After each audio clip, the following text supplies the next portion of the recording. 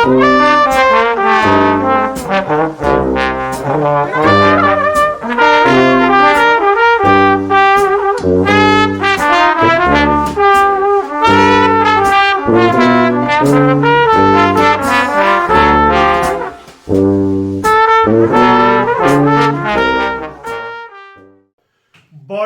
की मूवीज का, लाजवाब मूवीज का, एवरग्रीन मूवीज का बैकग्राउंड समझने के लिए, इन लाजवाब मूवीज को हर पहलू से जानने के लिए, हर एंगल से जानने के लिए सब्सक्राइब कीजिए, लाइक कीजिए, शेयर कीजिए साइंस सागा विद जावेद को।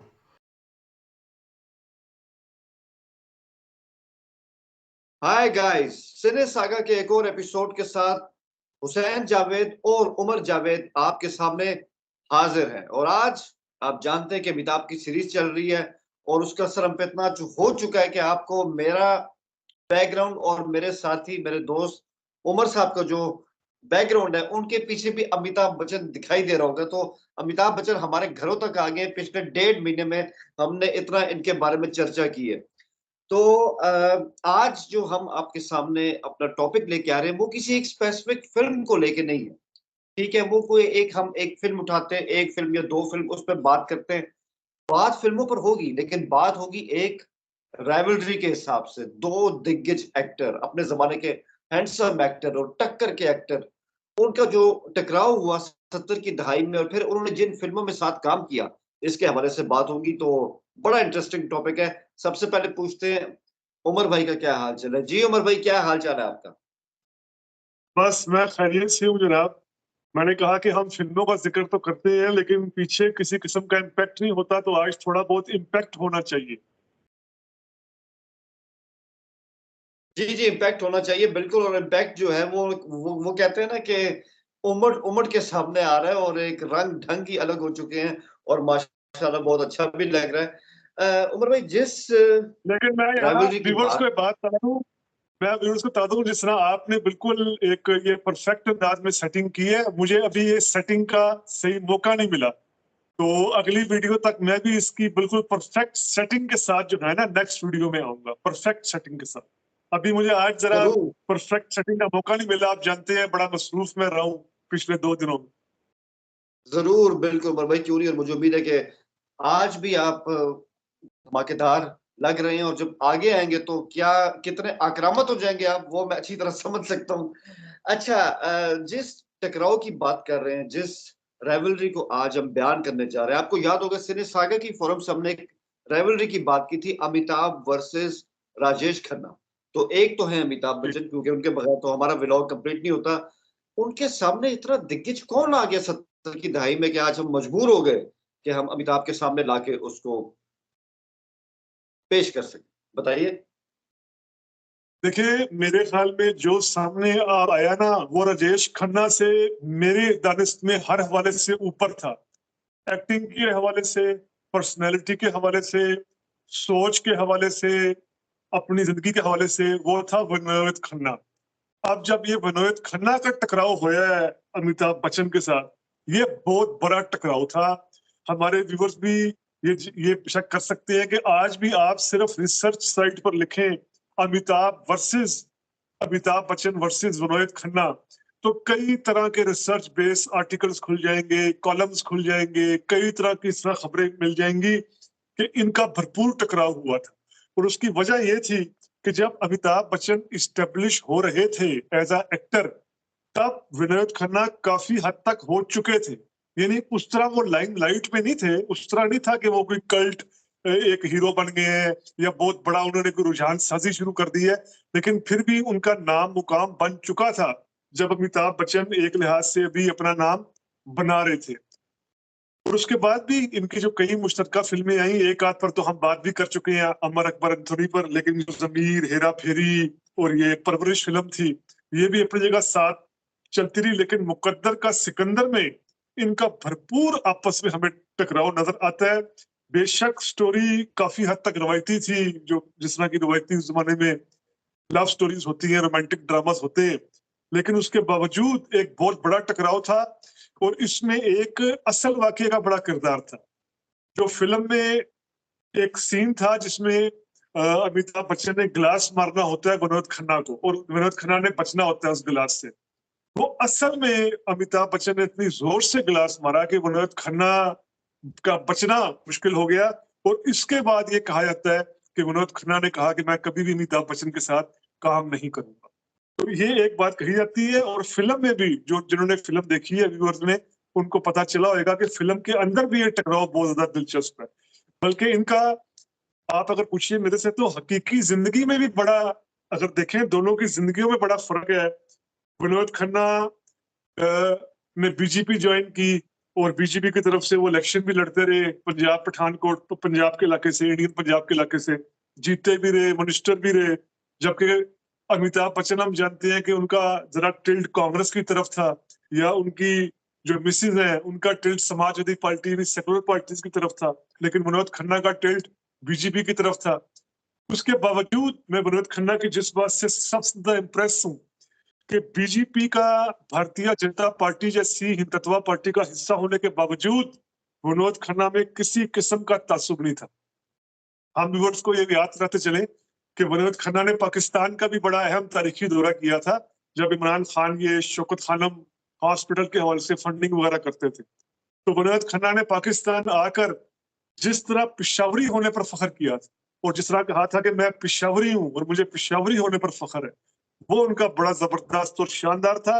और फिर उनका हमें पॉलिटिकल प्रोफाइल भी बताता है कि वो किसी किस्म का तासुब नहीं रखते थे हिंदू मुसलमानों सिखों को लेकर, निचली जात के लोगों को लेकर, दलितों को लेकर। एक बिल्कुल सेकुलर फिगर थे विनोद खन्ना। तो जी जी बिल्कुल। मैं तो उस पर आप सही कह रहे हैं। और जैसे कि हमने बात स्टार्ट की फिल्मों से, सियासत पर भी आएंगे और ये भी बताएंगे जहां आपने सियासत की उनकी बात की, एक्चुअल उनका हल्का कौन सा था और सब बातें। लेकिन जो कि बात हम स्टार्ट कर रहे हैं फिल्मों से, जिन फिल्मों की बात की आपने, मुकद्दर का सिकंदर की बात की, बिल्कुल आपने सही कहा, मुकद्दर का सिकंदर। मैं विनोद खन्ना का एक क्लिप देख रहा था, उसमें उनसे पूछा गया कि आपने अमिताभ बच्चन को गिलास मारा और उसके बाद आपने उनके साथ दोबारा कभी काम नहीं किया, जो आपने बात की, तो उनका जो मौकिफ था उस इंटरव्यू में मुख्तलिफ था। और ये इंटरव्यू 1998 का था। हो सकता है उन्होंने मौकिफ अपना चेंज कर लियो, लेकिन वो ये कह रहे थे ऐसी बात नहीं है कि मैंने अमिताभ के साथ काम नहीं किया। 1978 ही वो साल था जब मैंने फैसला किया कि मुझे अब रूहानियत की तरफ जाना है, मुझे ये फिल्मी जग जो है इसको छोड़ देना है। और यही वजह 78 से 81 के बीच में मैंने कोई नई फिल्म साइन नहीं की, बल्कि जो पहली फिल्में मैंने साइन की थी उनको कंप्लीट किया और 82 के शुरू में मैंने इंडस्ट्री छोड़ दी। तो अगर मैं काम करता तो शायद मुझे अमिताभ के साथ काम करने का मौका मिल जाता। ये 1998 में आया। मुकद्दर का सिकंदर लाजवाब फिल्म। और उसके बारे में मैं यही कहूंगा उमर भाई कि हमने जब 70 की दहाई कवर की थी तो हमने शोले पे बात की थी, हमने बॉबी पे बात की थी। शोले का नाम इसलिए लिया कि उसको तो एक आलम जानता है। 70 के दहाके में सबसे ज्यादा बिजनेस जिसने किया, सबसे ज्यादा शोहरत जिस फिल्म ने हासिल की, वो शोले थी। उसके बाद बिजनेस के हवाले से बॉबी का नाम आता है। और 70 के दहाके की तीसरी जो फिल्म थी बिजनेस के हवाले से, जुनून के हवाले से, वो मुकद्दर का सिकंदर थी। जिसकी सबसे बड़ी बात यह है कि लोगों को टिकट नहीं मिलते थे इस फिल्म को देखने के लिए, और वो सिनेमा के बाहर सो जाते थे कि सुबह 6 बजे जब खिड़की खुलेगी तो मुकद्दर का सिकंदर का टिकट लेके आएंगे और इस फिल्म को आराम से बैठ कर देखेंगे। तो 7 करोड़ लोगों ने उस वक्त 1978 में इस फिल्म को सिनेमा में जाके इंडिया में देखा था, जो बहुत बड़ी बात थी। तो ये इस फिल्म का एक एक ऑरा था। और एक इसमें का गाना था, बड़ा जज्बाती है वो, लम्हा के ओ साथी रे तेरे बिना भी क्या जीना। तो वो जो गाना था, कादिर खान साहब ने उससे पहले जिस स्टेज पे वो हुआ गाना बॉम्बे के अंदर, उनका एक बहुत लंबा जज्बाती किस्म का डायलॉग था जो उन्होंने अमिताभ के लिए लिखा, जो कि 16 मिनट का था। अमिताभ ने कहा इतना लंबा डायलॉग मैं कैसे बोल पाऊंगा, और उसके बाद गाना भी आना है, इसको जरा कम करें, 2-3 सफों पे लेके आए। लेकिन कादिर खान नहीं माने। और जब शूटिंग खत्म हुई तो अमिताभ की गाड़ी के अंदर कादिर खान भी थे। और कादिर खान ने जब उनको 16 सफात का जो एक मकालमा था उसकी रूह बताई तो अमिताभ हिल उठे, क्योंकि कादिर खान रो पड़े। उन्होंने कहा कि ये जो मैंने इसमें बात की है कि मैं गरीब था, मैं बेघर हो गया, मुझे दुनिया में किसी ने सहारा नहीं दिया, ये कादिर खान की अपनी कहानी। और मैं चाहता हूँ अमिताभ कि तो तुम जब ये डायलॉग बोलो तो मेरी कहानी तुम्हारे होंठ बोले। तो ये वो सीन था जिसमें अमिताभ ने कहा कि मैं ये मकाल में बोलूंगा, और ओ साथी रे के पीछे थ्योरी ये थी सर, और फिल्म आपके सामने थी। लेकिन मैं आपसे पूछूंगा, मुकद्दर का सिकंदर, सिकंदर अमिताभ बच्चन हम सब जानते हैं, फिल्म सारी उनकी थी, लेकिन आपको भी ये महसूस हुआ कि विनोद खन्ना ने टक्कर का उनका सामना किया? बिल्कुल टक्कर का सामना किया, बिल्कुल टक्कर का सामना किया। और आप मेरे से पूछेंगे, मैं फिर इसके एंड से उस तरह जो है वो मुतमईन नहीं। एंड से जो आप बात कर रहे हैं कि 7 करोड़ लोगों ने देखा, इनमें से वाज़ह शरीयत भी जारी बात है दुखी थी ये एंड देखकर जो एंड हुआ। इस फिल्म का अगर आप गाना पूछ रहे हैं ना, उस गाने के अंदर बहुत बड़ा फलसफा है। जो गाना है कि खुद अमिताभ पर फिल्माया गया खूबसूरत तरीके से कि रोते हुए आते हैं सब, हंसता हुआ जो जाएगा वो मुकद्दर का सिकंदर कहलाएगा। इस गाने के अंदर जो फिलॉसफी है, इस गाने के अंदर जो थीम है, वो बहुत गहरी है। और इस गाने के जरिए ही इस फिल्म में अमिताभ का करैक्टर भी डिपिक्ट किया गया है कि जिस तरह वो गाने के ही बोल है कि वो सिकंदर क्या था जिसने जुल्म से जीता जहां। ठीक है, तो प्यार से और सारा इस तरह का जिस तरह इस गाने में मैसेज दिया गया है, वो जबरदस्त था। और फिर आपने एक बहुत अहम बात की कि जो अमिताभ ने डायलॉग्स बोले थे, इनमें हमें बिल्कुल कादर खान बोलते हुए नजर आ रहे हैं। जो लोग कादर खान की असल जिंदगी जानते हैं, जिस तरीके से कादर खान ने गुर्बत से लड़ाई लड़ी बचपन से ही, बल्कि गरीबी से लड़ाई लड़ते हुए उनका खानदान अफगानिस्तान से यहाँ इधर इंडिया शिफ्ट हुआ। और फिर जिस तरीके से कादिर खान की मां ने कहा कि तुम तालीम के जरिए अपनी गरीबी को शिकस्त दोगे, कादिर खान ने जिस तरह शिकस्त दी, कादिर खान के अंदर जो ये गुर्बत का जहर था, उसकी जबरदस्त रिफ्लेक्शन ये नजर आती है इन डायलॉग्स की सूरत में। तो वो कादिर खान की जो है वो बिल्कुल कादिर खान बोलते हुए हमें नजर आते हैं इन डायलॉग्स की सूरत। बिल्कुल, और दो उनके मकालमे सिर्फ मैं उनका जिक्र करूंगा, वैसे तो उस फिल्म में बहुत अच्छे किस्म के जो हैं वो मकालमे लिखे गए हैं। कादिर खान ने लिखा, और अमिताभ, कादिर खान ने खुद इस फिल्म के अंदर एक फकीर का रोल किया था, गेस्ट अपीयरेंस थी। और वो कहते हैं अमिताभ को कि तू परेशान क्यों होता है, तकदीर तेरे कदमों में होगी और तू मुकद्दर का बादशाह होगा। और फिर अमिताभ कहते हैं, जब वो अपने बचपन की यादों को बयान कर रहे होते हैं, कि चंद बचपन की यादें और कुछ रसीदों के टुकड़ों पर मेरे बचपन की कहानी लिखी। तो क्या खूबसूरत मकालमे थे। और आपने जो कहा ना कि रोते हुए आते हैं सब, और मुंबई की सड़कें, मैरीन ड्राइव का इलाका, जो लोग उस दौर के बॉम्बे को जानते हैं, ये गाना उनके लिए एक फीस्ट और सदाबहार फीस्ट है सर। अच्छा। अच्छा, इस गाने का एक और दिलचस्प पहलू भी है कि विनोद खन्ना भी चंद सेकंड के लिए आए हैं इस गाने में ना। तो जब विनोद खन्ना का आन जहानी, विनोद खन्ना जब दुनिया में नहीं रहे, जिस रोज ये खबर चली, तो तकरीबन पाकिस्तान इंडिया के हर न्यूज चैनल ने ये गाना चलाकर वो विनोद खन्ना पर जो चंद सेकंड का ही फिल्माया गया था वो दिखाया। तो वो इस तरीके से विनोद खन्ना को ट्रिब्यूट पेश किया गया। बिल्कुल, और यही वो फिल्म थी मुकद्दर का सिकंदर, के इसका नाम इतना सूट किया अमिताभ बच्चन को कि 1978 वो पहले साल था जब अमिताभ बेस्ट एक्टर बने। ये फिल्म भी उसी साल में आई थी। और सब लोग कहते हैं, जो बहुत है ना, कि ठीक है कि विनोद खन्ना को राखी मिल गई, अमिताभ राखी को हासिल ना कर सके, लेकिन ओ साथी रे का गाना गा के उन्होंने पूरे भारतीय अवाम को हमेशा के लिए अपना गर्विदा बना लिया था। अच्छा, इसमें एक रोल था सर रेखा का, और ये भी एक थीम है, ये मैं आपसे पूछना चाहूंगा क्योंकि आपने काफी वर्क किया इसके ऊपर।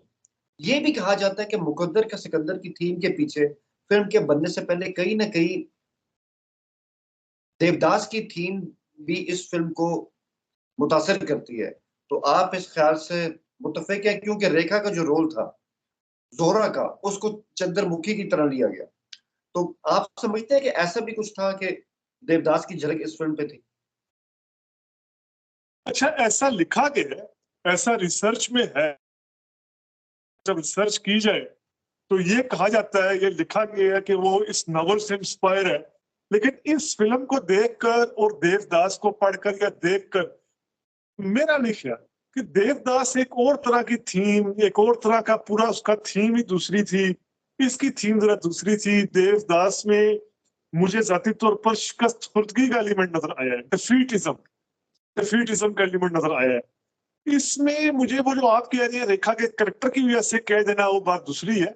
लेकिन दोनों फिल्में हमने देखी हैं, देवदास पढ़ा भी है, देखा भी है, दोनों उसकी देखी हैं फिल्में, दिलीप कुमार की भी और शाहरुख खान की भी, बल्कि बंगाली में भी उससे पहले बनी है, वो भी सब टाइटल के साथ।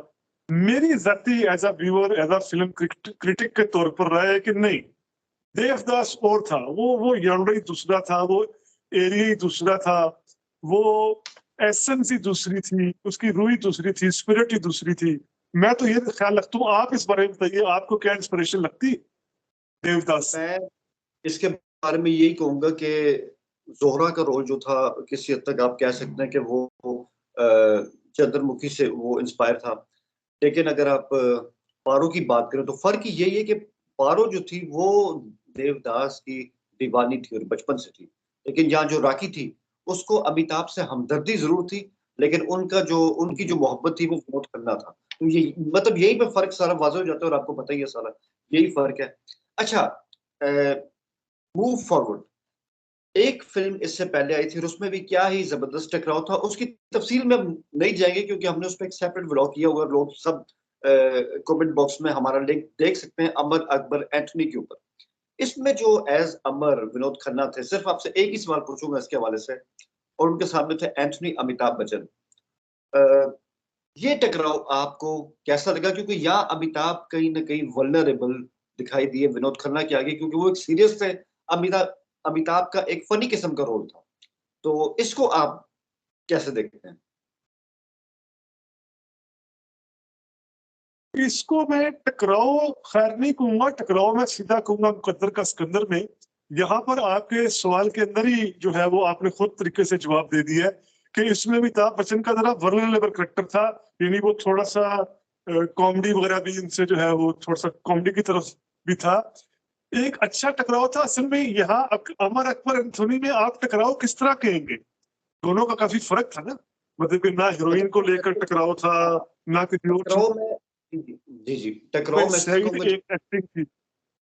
जब हमने काला पत्थर पे बात की तो हमने कहा कि शत्रुघ्न सिन्हा और अमिताभ बच्चन का टकराव हुआ, विजय और मंगल का टकराव हुआ, ठीक है, यानी कि फाइटिंग सीन में हाँ भी उन्होंने एक तरह का बैलेंस रखा। वो जो टकराव जी। था, विनोद खन्ना भी एक एक्शन हीरो थे, अमिताभ भी एक्शन हीरो थे, लेकिन यहाँ पे कहीं ना कहीं ऑडियंस को लगा कि अमिताभ जो है ना वो उनके सामने थोड़े से फीके पड़ गए। एक्टिंग में ऊपर थे, इसमें कोई शक नहीं, एंथनी का रोल सबसे ज्यादा पॉपुलर हुआ है, लेकिन विनोद खन्ना के सामने वो कहीं ना कहीं जो है वो एक्शन हीरो के तौर पे हमें दिखाई नहीं दिया। हाँ, ये बात सही है आपकी, ये बात सही है, कहीं ना कहीं हीरो हीरो की तरह दिखाई नहीं दी है। ये बात आपकी मैं ये एग्री करता हूँ। अगर आपकी टकराने की डेफिनेशन ये है तो फिर वाकई ये टकराव था, फिर ये टकराव हमें बड़ा भरपूर तरीके से नजर भी आता है। एक्चुअली बिल्कुल ठीक। अमर अकबर एंथोनी की थीम जो थी ना, वो थीम बहुत मुख्तलिफ थी। वो थीम भी आप देखें ना, वो असल में जो सच्ची बात है, फिल्म थी एक ऐसा टूल यूज किया गया सेकुलरिज्म को प्रमोट करने के लिए, हिंदू वो थोड़ा सा जरा थीम का फर्क था फिल्म का। मुकद्दर का सिकंदर जरा थीम थोड़ी सी डिफरेंट थी। यहाँ भी अमिताभ बच्चन को जो पालती है औरत वो मुसलमान ही होती है, लेकिन फिर भी यहाँ वो इस तरह का इशू नहीं है जिस तरह वो अमर अकबर एंथोनी में एड्रेस करने की कोशिश की गई है, एक पूरे सेकुलर कंसेप्ट को लेकर चलने की। आप देखें ना, गाने ही देखेंगे, अमर अनहोनी को होनी कर दे, होनी को अनहोनी, एक जगह जब मिले हम तीनों, अमर अकबर एंथोनी। तो वो ये इस थीम को ये और थीम थी, ये टूल और था। मुकद्दर का सिकंदर एक बिल्कुल डिफरेंट टूल, एक डिफरेंट थीम, एक डिफरेंट स्टोरी। तो यहाँ टकराव हम कह सकते हैं, वहां पर जिस सेंस में आप टकराव कह रहे हैं उस सेंस में मैं मान रहा हूँ टकराव, बिल्कुल। बिल्कुल ठीक है।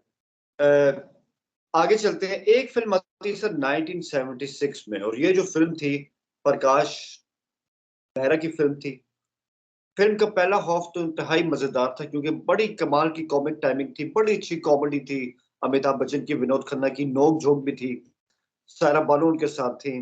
और दूसरा हाफ खासा सीरियस था, और मैं आज भी समझता हूँ हेरा फेरी का सेकंड हाफ इस फिल्म को खराब कर गया, वरना ये फिल्म जिस तरह जा रही थी उसको बेहतर एंडिंग हो सकती थी। लेकिन कहते हैं कि इसमें अमिताभ बच्चन और विनोद खन्ना की आपस में जज्बाती एक्टिंग भी थी, आपस में फाइट सीन्स भी थे, और इसमें इनकी कॉमेडी भी थी।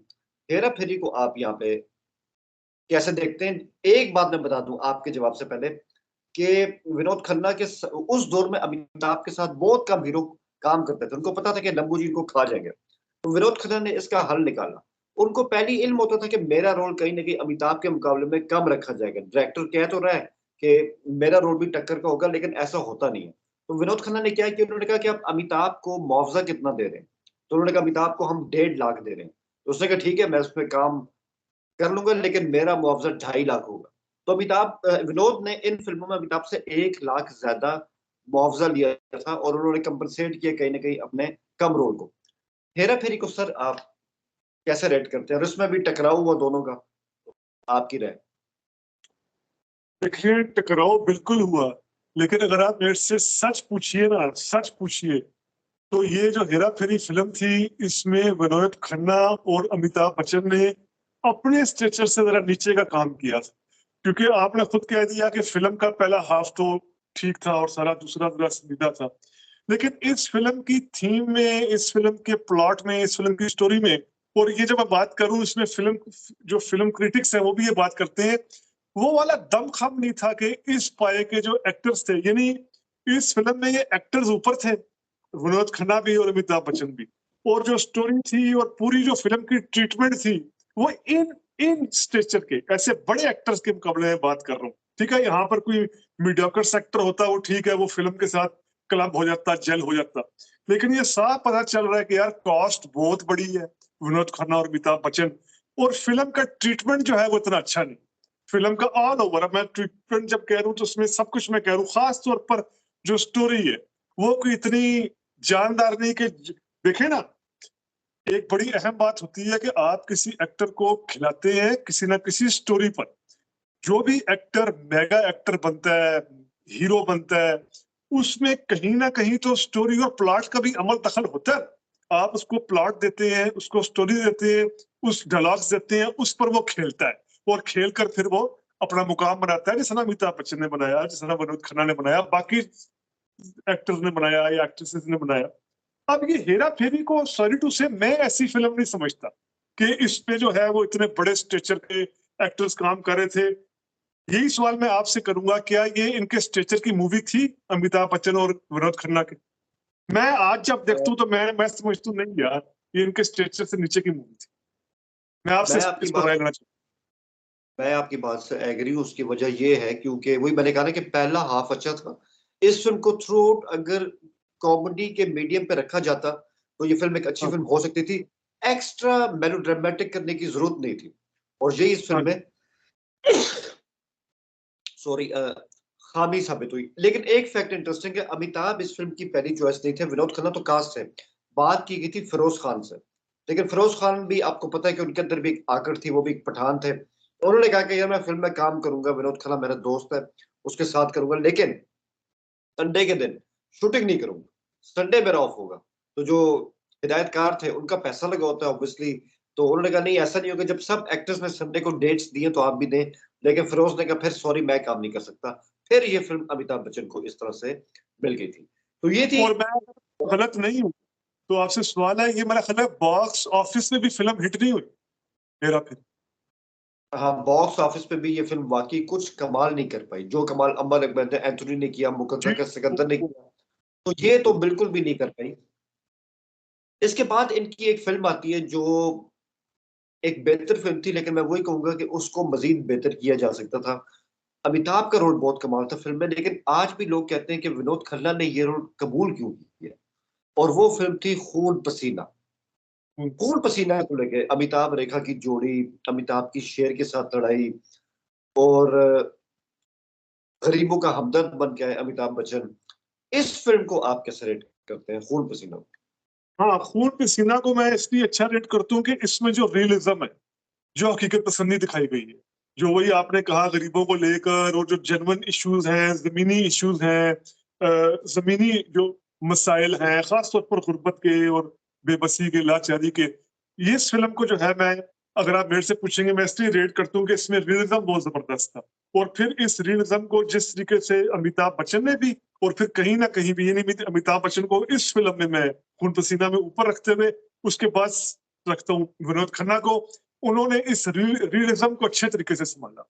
इस जो एक हकीकत पसंदी पर मबनी थीम थी, स्टोरी थी, प्लॉट था, मसाइल थे, इसको बड़े अच्छे तरीके से संभाला। मैं यही कहूंगा, पता नहीं ये फिल्म बॉक्स ऑफिस पे हिट नहीं हुई, जहां तक मेरी रिसर्च है, खून पसीना भी, लेकिन ये एक अच्छी फिल्म थी जिसे हिट होना चाहिए था, जो आज भी देखकर एक होता है कि यार ये उस जमाने के हिसाब से एक अच्छी, एक हकीकत नगारी पर मबनी जो है वो फिल्म बनाने की कोशिश की गई थी। अच्छा, सवाल इस पे ये उठता सर कि अमिताभ बच्चन के बारे में तो कोई कलाम नहीं, उनकी एक्टिंग कमाल थी इस फ़िल्म में। लेकिन वो जो मैंने कहा ना कि लोग आज भी विनोद खन्ना पे शक करते हैं कि यार इतना ज़बरदस्त एक्टर, अच्छी एक्टिंग करने वाला, पर्सनैलिटी भी अच्छी है, दबंग पर्सनैलिटी। खून पसीना में उन्होंने अमिताभ के सामने, अमिताभ के स्टेचर को जानते हुए कमज़ोर रोल क्यों दिया, और फिर जो उन्होंने विग इस्तेमाल की, उनके अपने बाल भी बड़े अच्छे थे। उनके इस कमज़ोर रोल पे और विग पे आज तक तनकीद होती है कि विनोद खन्ना को ये रोल करना नहीं चाहिए। बिल्कुल सही, मैं तुम्हें आपसे एग्री करता हूँ, इसलिए मैंने आपको खुद ये कहा कि इसमें अमिताभ बच्चन बहुत ऊपर थे। उसके बाद जाकर कहीं विनोद खन्ना आए थे। बिल्कुल, ये विनोद खन्ना ने मूवी लेकर अपना जो उनका वाक़ई एक एक्टिंग थी, पर्सनैलिटी थी, अपना एक मुकाम था, उससे ज़रा वो कदरे नीचे रहे। अमिताभ ने तो सँभाल लिया, उनका जो करैक्टर था, खून पसीना में रोल था, वो तो जस्टिफाइड हो गए। लेकिन विनोद खन्ना इस करैक्टर के लिए, आपकी बात बिल्कुल सही है, जस्टिफाइड नहीं थे। यहाँ पर जो रोल उनको दिया गया था, वो कोई सेकंड टियर का या थर्ड टियर का भी एक्टर या हीरो संभाल सकता था। ठीक है। परवरिश फ़िल्म आई थी सर, अगेन अमिताभ बच्चन, विनोद खन्ना, नीतू सिंह और शबाना आज़मी की फ़िल्म, शम्मी कपूर भी इसमें थे। और टिपिकल वो जो उस ज़माने का 70 का बॉलीवुड मसाला हुआ करता था कि डाकू का बेटा पुलिसमैन बन गया, पुलिसमैन का बेटा चोर बन गया, और बाद में हकीकत सामने आती कि कौन किसका बेटा था असल में। ये फ़िल्म की थीम थी, मनमोहन देसाई की फ़िल्म थी। परवरिश फ़िल्म के बारे में इससे पहले मैं आपसे पूछूँ, इसके इंटरेस्टिंग फैक्ट ये है कि इस फ़िल्म तक मनमोहन देसाई अमिताभ को जानते नहीं थे, और उनको कहीं न कहीं मजबूर किया गया कि अमिताभ को इस रोल में कास्ट करो। पहले उनका इंतखाब थे राजेश खन्ना, लेकिन किसी वजह से खन्ना इस फ़िल्म का हिस्सा ना बन सके। बादल नख्वास्ता अमिताभ बच्चन को कास्ट किया, क्योंकि अभी अमिताभ का वो वाला स्टैचर नहीं था, उनके पास बड़ी फ़िल्में नहीं थी। लेकिन जब फ़िल्म की शूटिंग हुई, तो जो अमिताभ के अंदर डिवोशन देखी मनमोहन साहब ने, वहाँ से उनको लगा कि इस एक्टर के साथ मज़ीद भी काम किया जा सकता है। तो ये पहला इंट्रोडक्शन था मनमोहन साहब का अमिताभ बच्चन के साथ। मेरा आपसे सवाल ये है कि एक टिपिकल बॉलीवुड जॉनर को लेके, शम्मी कपूर को लेके, और जो स्टोरी आपने भी देखी है, मैंने भी देखी है, परवरिश फ़िल्म को आप क्या समझते हैं कि मज़ीद बेहतर हो सकती थी? ये भी उन हाई रेट फ़िल्मों में नहीं आती है। इसके बारे में क्या कहते हैं? लेकिन विनोद खन्ना ने थोड़ा-सा डार्क रोल किया उन्होंने। वो चोर भी हैं, लेकिन अपनी छवि छुपा भी रहे हैं। तो ये जो उनकी कशमकश थी अमिताभ बच्चन के साथ, इसको कैसे देखते हैं आप? देखिए, इसमें मैं वही बात करूँगा जो मैंने हेरा-फेरी फ़िल्म में की थी कि जो ये फ़िल्म है ना परवरिश, ये आपने भी देखी है black and white movies Raj Kapoor की, और बाकी मैंने भी देखी हैं। ये थोड़ा-सा ना आइडिया वहाँ से जो है वो जनरेट किया गया था। क्योंकि मुझे बड़ा एक इनकलाबी, एक रेवोल्यूशनरी आइडिया लगता है, जो अर्ली 50s या मिड 50s तक इंडियन मूवीज़ में प्रमोट करवाया जाता था, राज कपूर की सूरत में या उसके बाद भी देवानंद की सूरत में। वो यही था कि कोई भी अ, पैदाइश से या अपने खानदानी बैकग्राउंड से अच्छा या बुरा नहीं होता, नेक या बद नहीं होता। ये बड़ा रेवोल्यूशनरी वे से इस चीज़ को ना बॉलीवुड में शुरू से ही चैलेंज किया गया है, और ख़ास तौर पर 50s में जब नेहरूविन एरा था, तो इस चीज़ को बड़े भरपूर तरीके से चैलेंज किया गया। लेकिन ये ब्लैक एंड व्हाइट मूवीज़ में इतनी दफ़ा ये थीम आ चुकी थी कि इसको कलर्ड में देख कर ना, कलर्ड में देख कर के यार ये देख कर यार ये थीम तो यार हम बहुत दफ़ा देख चुके हैं ब्लैक एंड व्हाइट मूवीज़ में, ये थीम तो यार हम बहुत दफ़ा इस थीम से इंस्पायर होकर कितनी फ़िल्में बन चुकी हैं और सारा। एक तो मुझे ये परवरिश में नज़र आया, लेकिन इसके बावजूद चूँकि वो अमिताभ बच्चन सँभाल रहे थे फ़िल्म को, और विनोद खन्ना का किरदार थोड़ा-सा जिस तरह आपने कहा डार्क था, तो अमिताभ फैक्टर की वजह से मैं इसको ये मानूँगा परवरिश को कि इसमें चले अमिताभ बच्चन काम कर रहे थे तो एक फ़िल्म थी। वरना इसकी जो थीम थी वो काफ़ी ज़्यादा, आप भी जानते होंगे, एक फ़ॉर्मूला टाइप थीम थी, जो ब्लैक एंड व्हाइट मूवीज़ में तो रेवोल्यूशनरी लगती थी। लेकिन अब ये चीज़ एक बना-बनाया फ़ॉर्मूला बन चुकी थी, जो इस फ़िल्म में अप्लाई करने की कोशिश की गई। इसी दौर में एक और फ़िल्म आई थी, और उसके बारे में तो एक लाइन ही काफ़ी, क्योंकि वो फ़िल्म, जब हमने जितनी भी फ़िल्मों के नाम लिए पीछे अमिताभ और विनोद खन्ना की, सबसे कमज़ोर फ़िल्म थी, सबसे नाक़िस स्क्रिप्ट की फ़िल्म थी, और तो और इस फिल्म में बेहतरीन एक्टर थे, लेकिन जैसे उमर साहब ने कहा कई दफा अच्छे एक्टर असम्बल तो हो जाते हैं, फिल्म का कमजोर स्क्रिप्ट जो होता है वो सारे की किराए पे पानी फेर देता है। और उस फिल्म का नाम था जमीर, और जमीर में वही अमिताभ बच्चन, विनोद खन्ना, शम्मी कपूर और सायरा बानो। इस फिल्म के बारे में दो ही चीजें याद रखे जाने के काबिल है कि ये परवरिश जैसी फिल्म की हूबहू कार्बन कॉपी थी, गंदी कार्बन कॉपी थी। तो ये एक फॉरगेटफुल फिल्म है। लेकिन इसमें कहते हैं कि इंटरेस्टिंग बात ये कि यही वो फिल्म थी जिसमें शम्मी कपूर अमिताभ का याराना हो गया, और हमने पहले भी बात की थी कि दोनों मिलकर रात को गाने गाते थे, और यहीं से एक गाने की थीम बनी, नीला आसमां सो गया। तो इस फिल्म को इसी वजह से हम रखते हैं याद। और एक और इंटरेस्टिंग बात है कि फिरोज खान ने ऑफर किया था शम्मी कपूर को कि आजकल आप हर फिल्म में बाप के रोल कर रहे हैं, धर्मात्मा बना रहे हो, तो उसमें जो मेरे बाप का रोल है धर्मात्मा का वो भी आप करें। तो शम्मी कपूर ने बहुत ज्यादा बेइज्जती की थी विनोद खन्ना, सॉरी फिरोज खान की, कि मैं इतना भी बूढ़ा नहीं हुआ कि मैं तुम्हारा बाप बन जाऊं। तो बस जमीर फिल्म का जमीर तो जाग नहीं सका। इसके हवाले से ये दो जो इंसिडेंट है वो यही है। उमर भाई की राय मैंने बचा के रखी है आखिर में, सबसे इम्पोर्टेंट कंक्लूडिंग रिमार्क्स, और एक बहुत अहम फैक्टर कि दो ही सवाल है मेरे आपसे उमर भाई, और उनका शॉर्ट जो है जवाब। एक तो ये कि विनोद खन्ना ने 82 में फिल्मों से संन्यास ले लिया, 87 में वो वापस आते हैं, वो एक रूहानी सफर पे चले गए थे। लेकिन जब तक वो थे, कहा जा रहा था कि अमिताभ को जो टक्कर देगा वो विनोद खन्ना ही हो सकता है, लेकिन गाड़ी उनके हाथ से निकल गई और उन्होंने खुद निकाली। तो बाद में कोई मैच, उनका अमिताभ का कोई मैच ही नहीं था बाद में। मेरे सवाल आपसे दो हैं, क्या विनोद खन्ना का फिल्मी दुनिया की चकाचौंध को छोड़ के रूहानी सफर पे जाना, अपनी जिंदगी को त्याग देने का फैसला दुरुस्त था? नंबर दो, वो क्या वजह थी, अगर मैं आपसे एक वजह पूछूं और उसके बाद हम इसको कंक्लूड कर देंगे, क्या वजह थी कि धर्मेंद्र भी थे, शुत्रु भी थे, जतेंद्र भी थे, विनोद खन्ना को किस बिना पे कहा गया कि अगर अमिताभ को कोई टक्कर दे सकता है तो वो विनोद खन्ना ही होगा? आपकी राय, और उसके बाद हम इस ब्लॉग को खत्म कर दें। ये आपके दोनों ही इतने अहम सवाल है कि शुरू में हमें करने चाहिए थे। ये बहुत अहम आपकी डिस्कशन है जो आपने इन सवालों में, बड़े ये डिबेटेबल क्वेश्चन है। मैं खैर मुख्तसर कोशिश करता हूँ। आपके पहले सवाल का जवाब तो ये कि बिल्कुल सही, वो रूहानियत के सफर पर जाकर उन्होंने अपना ये फिल्मी कैरियर मुतासिर किया, क्योंकि जब वो वापस आए, फिल्मी दुनिया में वापस आए अपनी रूहानी सफर से, उसके बाद वो वाली बात नहीं रही। उसके बाद इतनी बड़ी हैरानगी की बात है कि विनोद खन्ना ऐसी फिल्मों में ज्यादा उठे कि जो रोमांटिक फिल्में थी, जैसे चांदनी फिल्म की मिसाल आपको दूंगा, श्रीदेवी की, श्रीदेवी और विनोद खन्ना की बड़ी मशहूर फिल्म चांदनी फिल्म, रोमांटिक एक ड्रामा था। और बाकी जो उनकी फिल्में थी वो बड़ी सही सही नौयत की थी, छोटा मोटा चोर बन जाना, डाकू बन जाना। एक तो वाकई मैं मानता हूँ कि अगर वो रहते तो वाकई वो उस तरह शायद टक्कर, बहुत बड़ी एक टक्कर का शायद अमिताभ बच्चन को जो है वो इस तरह मुकाबला मिलता।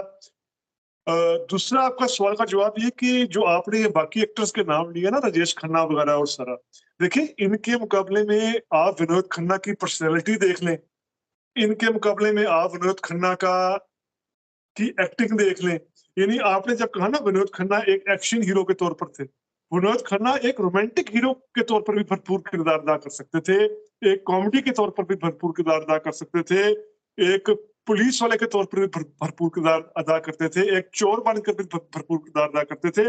मैं इनको वाकई ये समझता हूँ कि ये उस कैटेगरी में थे कि अगर इनका फिल्मी सफर चलता रहता तो अमिताभ को शायद ये क्रॉस तो ना करते, लेकिन कहीं उसके आसपास रहते, अपनी शख्सियत की वजह से, अपनी अदाकारी की वजह से, अपनी आवाज की वजह से, ऑल ओवर जिस तरह वो अपने ऊपर एक्टिंग को तारी कर लेते थे। देखे ना आप, राजेश खन्ना की तो हमने बहुत बात की है, राजेश खन्ना की तो कई फिल्में ऐसी हैं जिनमें साफ पता चल रहा होता है कि यार राजेश खन्ना एक एक्टिंग कर रहे हैं।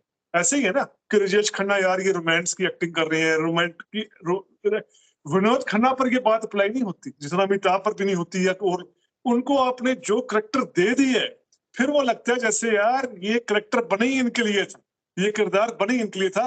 विनोद खन्ना इस स्टेचर के एक्टर थे। ये बिल्कुल आपने सही कहा, और आखिर में बात को समेटते हुए एक लाइन में मैं यही कहूंगा, जो मेरी राय है वो ये है कि मैं उमर भाई से एग्री करता हूँ कि अगर आप रूहानियत के सफर पे जा रहे थे और आपको फिल्मी दुनिया की चकचौंध बुरी लग रही थी, आप वापस क्यों आए? फिर यहीं से हाँ, उनके गलत फैसले की तौसीक होती है।